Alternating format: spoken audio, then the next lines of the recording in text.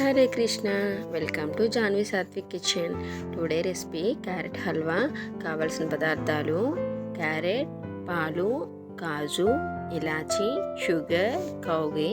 తయారీ విధానం: ముందుగా స్టవ్ ఆన్ చేసుకొని బాండి పెట్టుకొని 2 టేబుల్ స్పూన్ నెయ్యి వేసుకోవాలండి. ఈ నెయ్యి కొంచెం బాగా మరిగాక ముందుగా తీసుకున్న జీడిపప్పుని గార్నిష్ కోసం జీడిపప్పుని బాగా ఫ్రై చేసుకొని పక్కకు తీసుకోవాలండి. ఇప్పుడు తరిగి పెట్టుకున్న క్యారెట్ వేసుకొని బాగా పచ్చివాసన పోయేలా వేపుకోవాలండి. క్యారెట్ ఎంత బాగా ఫ్రై అయితే హల్వా అంత టేస్ట్ ఉంటుందండి. ఇది ఫ్రై అయ్యేలోపు మనం కృష్ణ ప్రసాద మహిమ కోసం చెప్పుకుందాం. కృష్ణుడికి ప్రేమతో పత్రం కానీ, పుష్పం కానీ, ఫలం కానీ, జలం కానీ ఏది సమర్పించినా ఆయన ప్రేమతో అరగిస్తారు అని శ్రీకృష్ణ భగవానుడే భగవద్గీతలో చెప్పాడు కదా.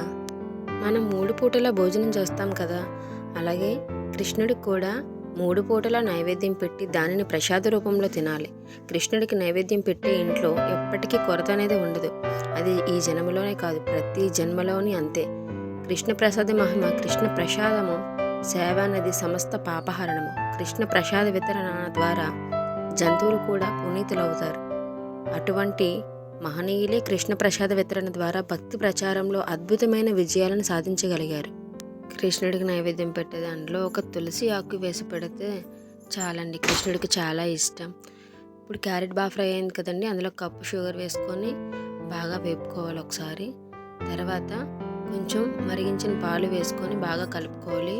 చూడండి, బాగా మరుగుతుంది కదా, మొత్తం దగ్గరికి పట్టేటట్టుగా ఉంది కదా. అప్పుడు ఇందులో కొంచెం ఇలాచీ వేసుకొని ముందుగా మనం గార్నిష్ కోసం వేసుకున్న కాజు కూడా వేసుకొని క్యారెట్ బాగా దగ్గర పడేలా కొంచెం కలుపుకోవాలి. ఇప్పుడు క్యారెట్ హల్వా రెడీ అండి. దీన్ని ఒక కప్పులోకి సర్వ్ చేసుకొని కృష్ణుడికి అంటే మన జగన్నాథునికి నైవేద్యంగా పెట్టి మనం కూడా తీసుకోవచ్చండి. పిల్లలు చాలా ఇష్టంగా తింటారు. Thank you for watching. Please subscribe. Hare Krishna.